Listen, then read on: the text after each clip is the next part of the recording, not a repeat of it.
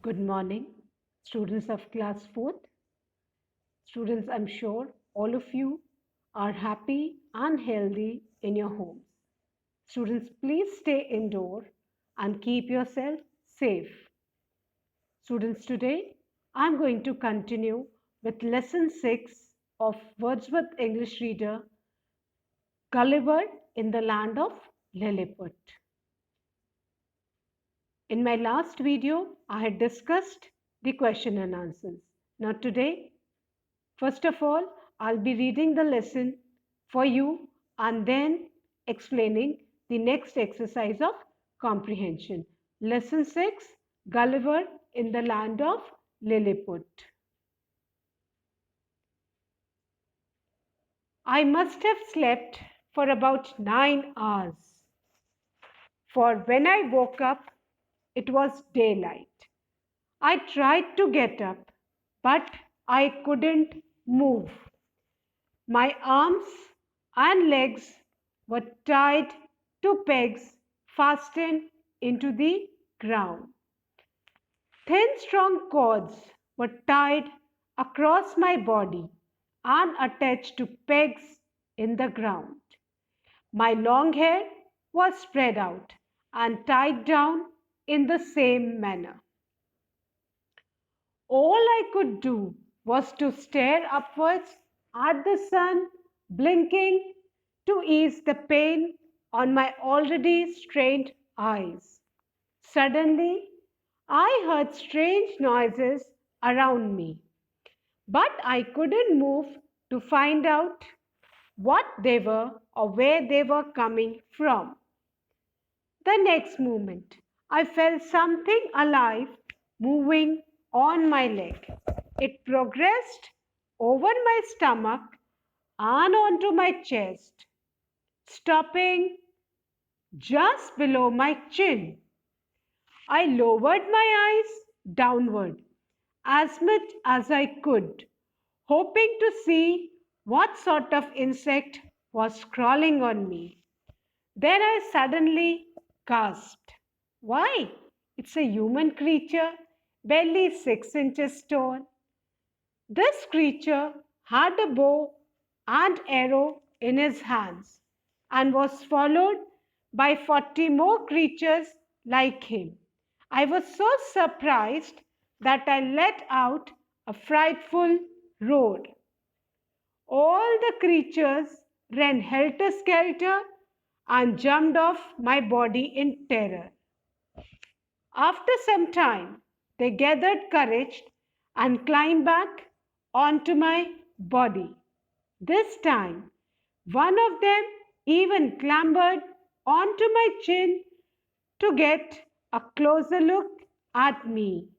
He let out a screech of excitement. Hekina Degul.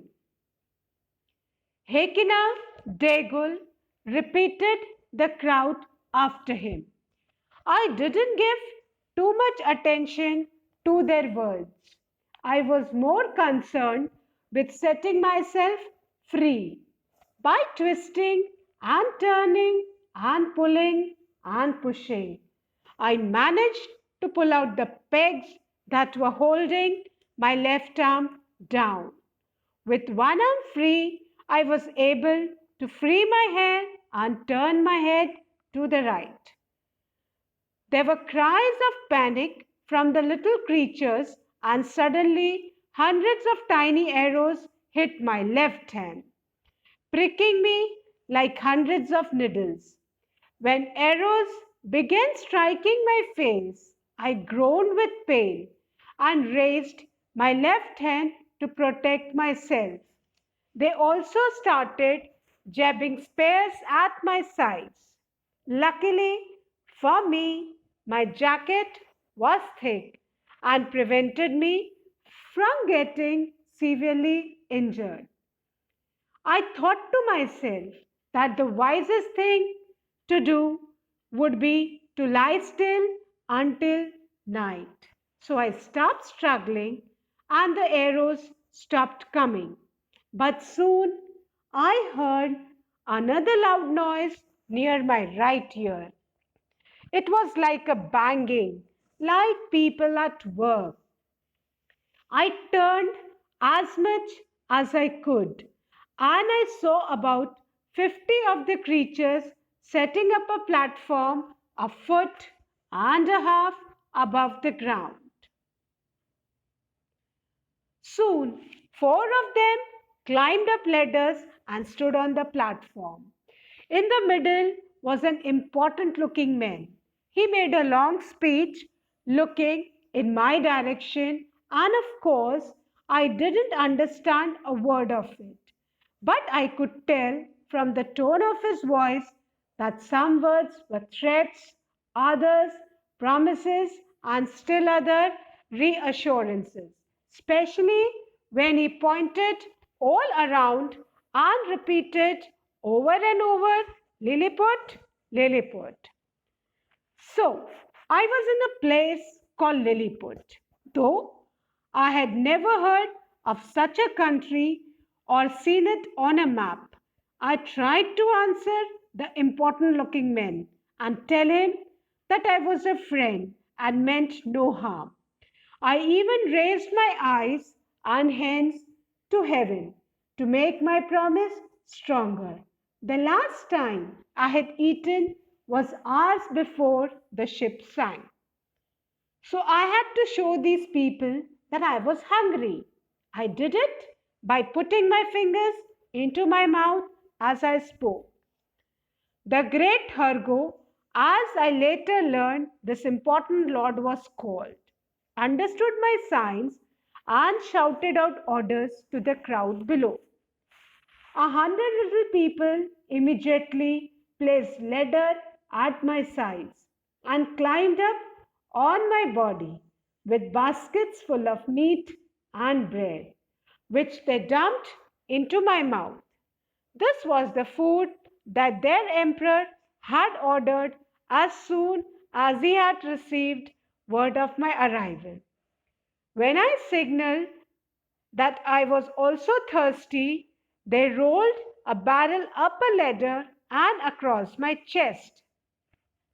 Then they poured a delicious liquid that tasted like wine, but that barrel was only equal to a cup. And after they had given me a second barrel, they showed me that they had no more. I was grateful to these little creatures. They had treated me generously. Now, students, let's revise the word meanings.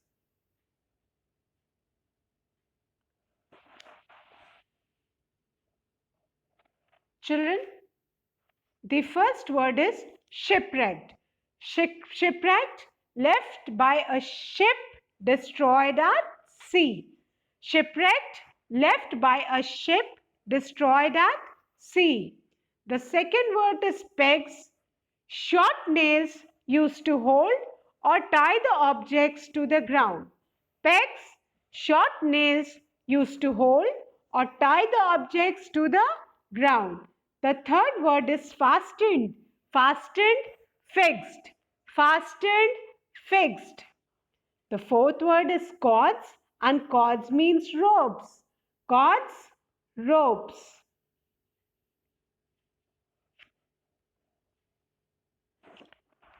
Children, the fifth word is ease, and ease means to reduce. The fifth word is ease. Ease means to reduce, to lessen. The sixth word is strained, and strain means stressed, tensed. Strained, stressed, tensed. The seventh word is progressed. Progress means moved forward. Progressed, moved forward. आगे बढ़ना. Then the eighth word is gasped, and gas means breathe heavily. बेटा जोर से सांस लेना. To hold one's breath with surprise. To breathe heavily, to hold one's breath with surprise. Then the ninth word is barely, hardly. Barely, hardly. Then the 10th word is frightful. Frightful means terrible. Frightful, terrible. Frightful, terrible. The 11th word is terror, and terror means fear. Terror, fear. Terror, fear. Then the 12th word is clambered. Clambered, climbed with difficulty. Clambered, climbed with difficulty. 12th word is clambered, climbed with difficulty. Then the 13th word is screech. Screech means shout or scream. Screech, shout or scream. Shout or scream.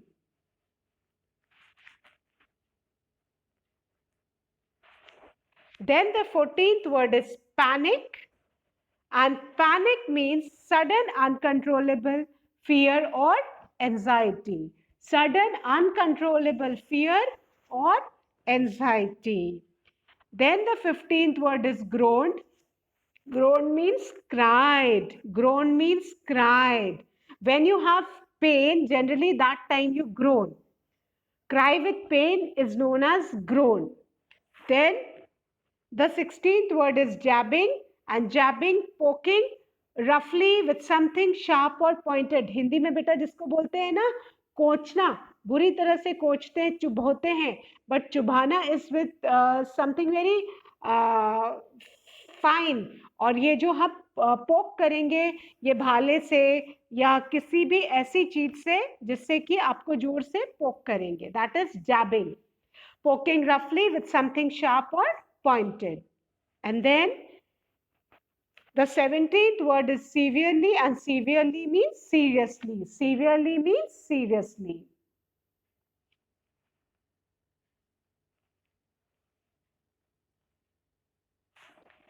Then the 18th word is threats.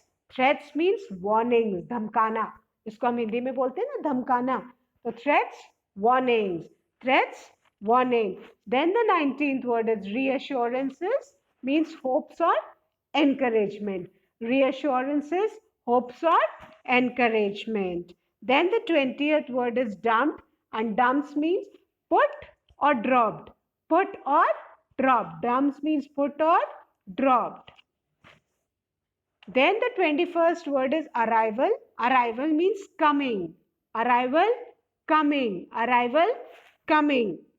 Then the 22nd word is barrel. Barrel, a large cylindrical container or drum. Barrel, a large cylindrical container or drum. The 23rd word is generously, means kindly. Generously, kindly. Generously, kindly.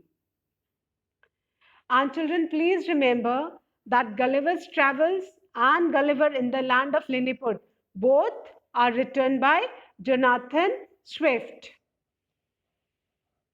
Now let's revise the exercise A of comprehension, that is, answer the following questions briefly. Now, the first question is, where did Gulliver find himself after the shipwreck? Answer 1. After the shipwreck, Gulliver found himself tied to pegs fastened into the ground, surrounded by strange human creatures barely 6 inches tall in the land of Lilliput. Once again, question 1. Where did Gulliver find himself after the shipwreck? Answer 1. After the shipwreck, Gulliver found himself tied to pegs fastened into the ground, surrounded by strange human creatures barely 6 inches tall in the land of Lilliput. Question 1. Where did Gulliver find himself after the shipwreck? Answer 1. After the shipwreck, Gulliver found himself tied to pegs fastened into the ground, surrounded by strange human creatures barely 6 inches tall in the land of Lilliput. Question 2. What had the strange creatures done to Gulliver? What had the strange creatures done to Gulliver? Answer 2. The strange creatures had tied Gulliver with cords attached to pegs fastened into the ground. Answer 2.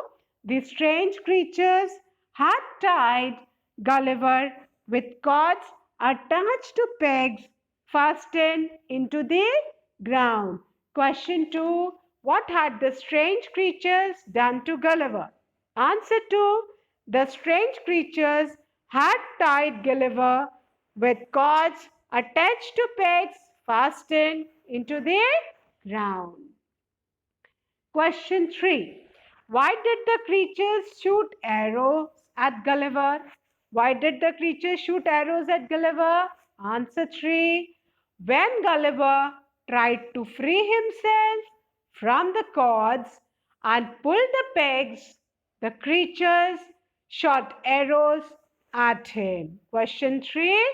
Why did the creatures shoot arrows at Gulliver? Answer 3. When Gulliver tried to free himself from the cords and pull the pegs, the creatures shot arrows at him. Question 3. Why did the creatures shoot arrows at Gulliver? Answer 3. When Gulliver tried to free himself from the cords and pull the pegs, the creatures shot arrows at him.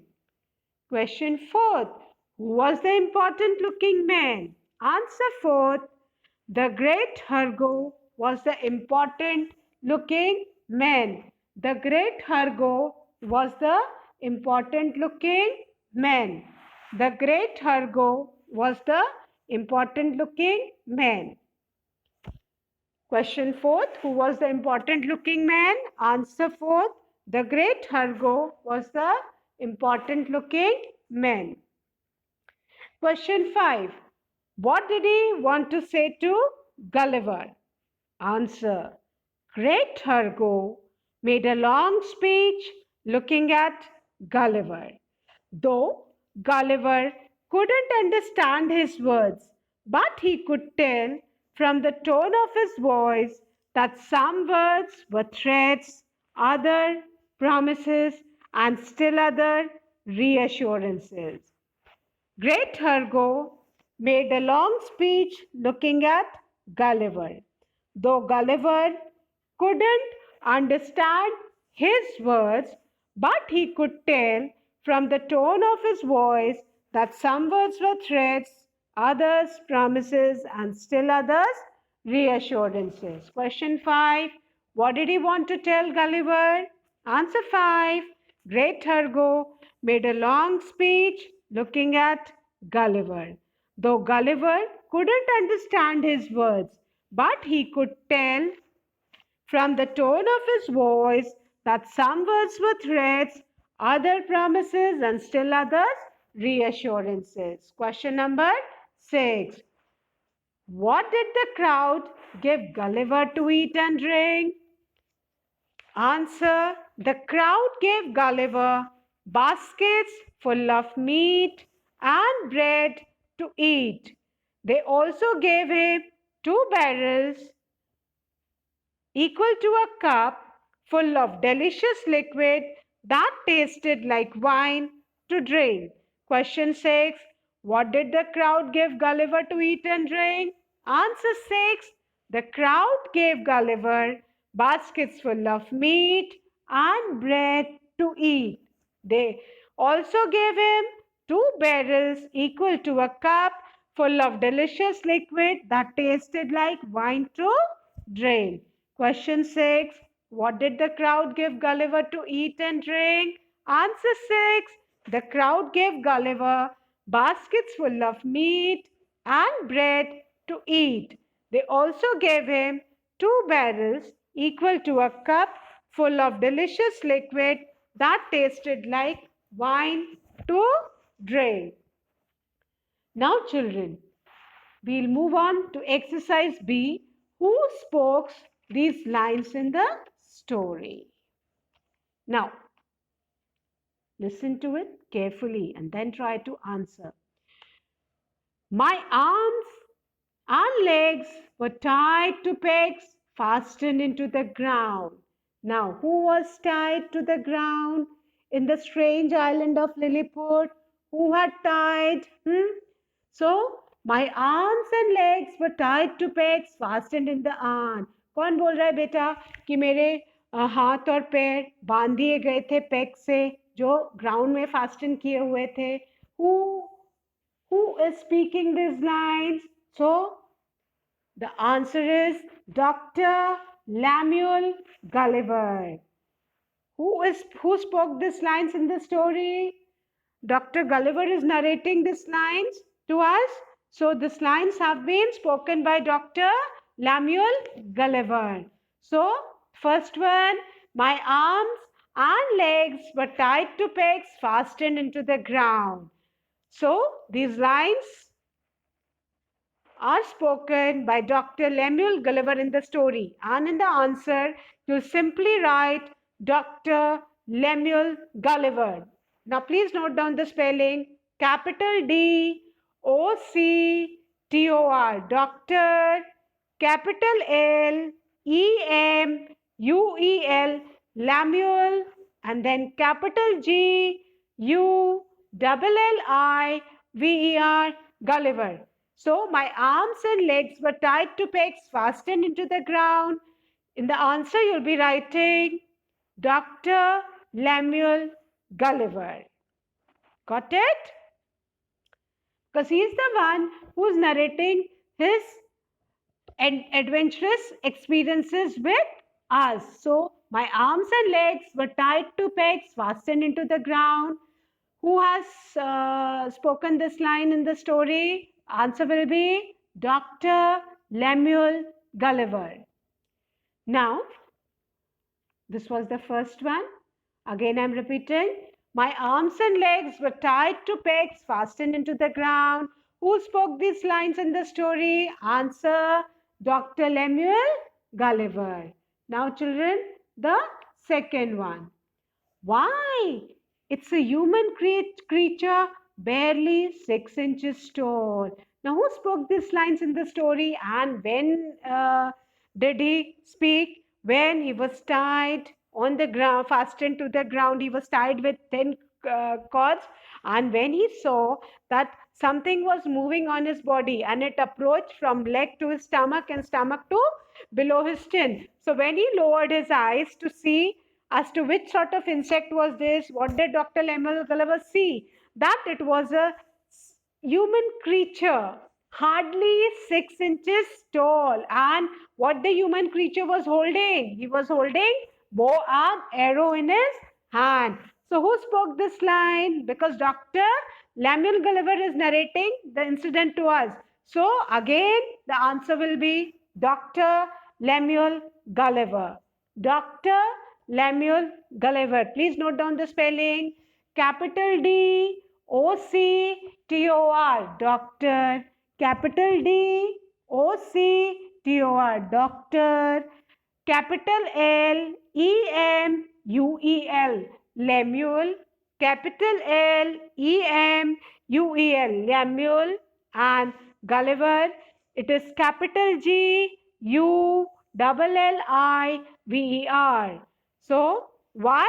It's a human creature, barely 6 inches tall, Dr. Lemuel Gulliver. Now the third one.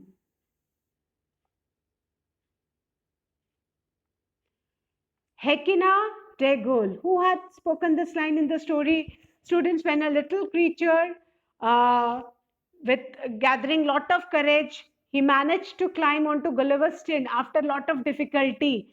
And he looked at Gulliver closely and then out of excitement he shouted, Hekina Degul. And the entire crowd repeated after him, Hekina Degul. So who had screamed Hekina Degul in excitement? One of the little creatures. One of the little creatures of Lilliput. And he had screamed in excitement, Hekina Degul. So the answer will be one of the little creatures.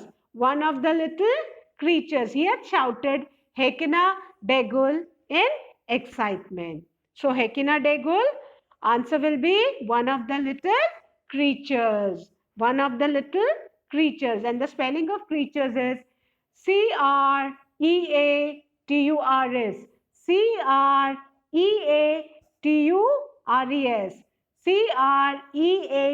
Creatures. Creatures. One of the little creatures. Okay. Now the fourth one.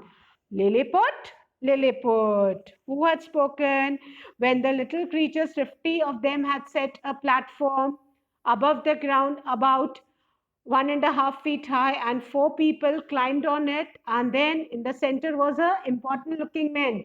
He made a speech, and in his speech, Gulliver could only understand two words which he was repeating again and again, and those two words were Lilliput, Lilliput. So who spoke these words? So the answer will be the great Hergo. Answer will be the great Hergo. He was one of the important lords of Lilliput. That's what Gulliver learned later. That the great Hergo was one of the important lords of Gulliver. And he spoke in his speech lot of things which were warnings, promises, and reassurances. But two words were frequently repeated in his speech. And those two words were Lilliput, Lilliput. And these were the only two words from which Gulliver came to know that he was a strange place called Lilliput, which he had never heard it nor he had seen it on the map. So Lilliput, Lilliput, these lines were spoken by the great Hergo. Now please note down the spelling. T-H-E, the T will be capital, G-R-E-A-T, great, and Hergo, capital H, U-R-G-O, capital H, U-R-G-O. Students, once again, I'll repeat this exercise for you.